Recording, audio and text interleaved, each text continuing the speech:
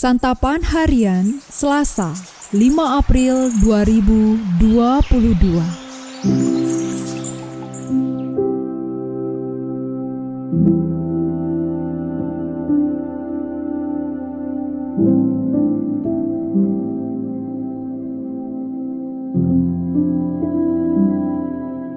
Inilah program Santapan Harian, sebuah program yang mengajak Anda menelusuri isi Alkitab, agar Anda menemukan makna firman Tuhan sesuai dengan konteksnya.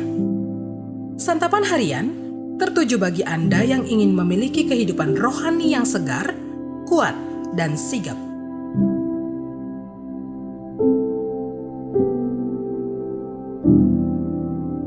Hari ini kita akan membaca Lukas pasalnya yang ke-22, ayatnya yang ke-14 hingga ayatnya yang ke-23. Namun sebelumnya, mari kita berdoa. Penuhilah kami ya Tuhan dengan kuasa Roh-Mu yang kudus, agar kami mampu memahami serta melakukan firman-Mu. Dalam nama Yesus Kristus, kami berdoa. Amin. Lukas 22 ayat 14 sampai 23.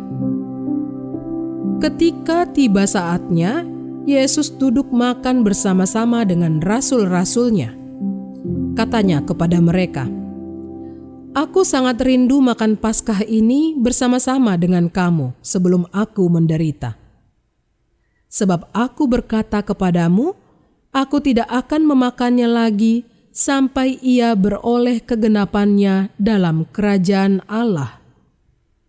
Kemudian ia mengambil sebuah cawan, mengucap syukur, lalu berkata, "Ambillah ini dan bagikanlah di antara kamu.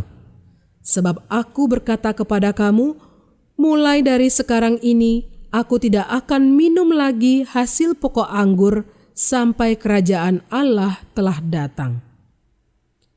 Lalu ia mengambil roti, mengucap syukur, memecah-mecahkannya dan memberikannya kepada mereka. Katanya, "Inilah tubuhku yang diserahkan bagi kamu. Perbuatlah ini menjadi peringatan akan aku." Demikian juga dibuatnya dengan cawan sesudah makan. Ia berkata, "Cawan ini adalah perjanjian baru oleh darahku yang ditumpahkan bagi kamu. Tetapi lihat, tangan orang yang menyerahkan aku ada bersama dengan aku di meja ini. Sebab Anak Manusia memang akan pergi seperti yang telah ditetapkan, akan tetapi celakalah orang yang olehnya ia diserahkan." Lalu mulailah mereka mempersoalkan siapa di antara mereka yang akan berbuat demikian.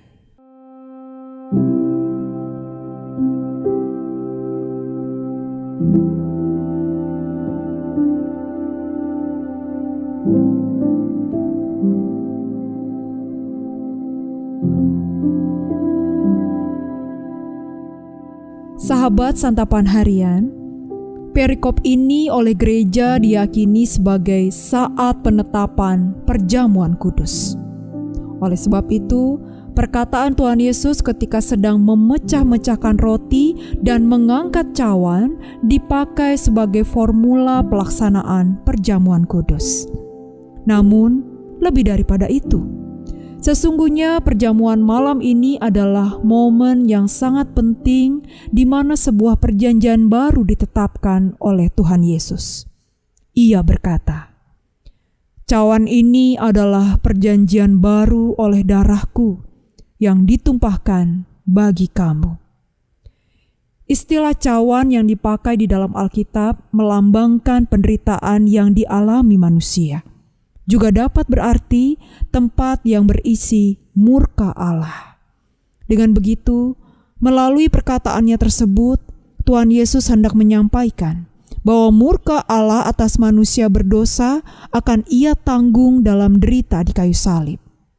Darahnya rela ditumpahkannya demi membebaskan kita dari perbudakan dosa.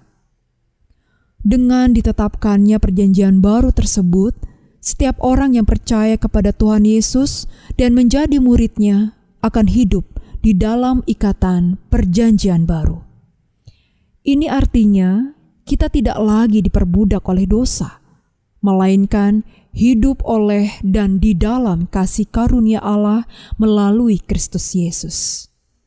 Oleh darah Kristus, kita telah bebas dari belenggu kuasa dosa, untuk kemudian menjadi alat Tuhan guna membebaskan sesama dari perbudakan. Ini seperti kisah John Newton, pencipta lagu Amazing Grace. Ketika masih berusia muda, John Newton melakukan transaksi jual beli budak dari Afrika ke Inggris. Ia juga mabuk-mabukan dan suka berjudi. Namun, ketika ia dan kapalnya selamat dari badai dahsyat yang menerpanya, ia bertobat dan menyerahkan hidupnya untuk melayani Tuhan. Lagu ciptaannya itu mengetuk hati William Wilberforce, seorang anggota parlemen Inggris yang juga adalah anak rohaninya, untuk berjuang menghapus perdagangan budak kulit hitam yang memalukan di negaranya. Marilah kita hidup dalam perjalanan baru tersebut, terus menghidupi anugerah dan kasih Allah yang membebaskan, juga berjuang membebaskan mereka yang masih terbelenggu.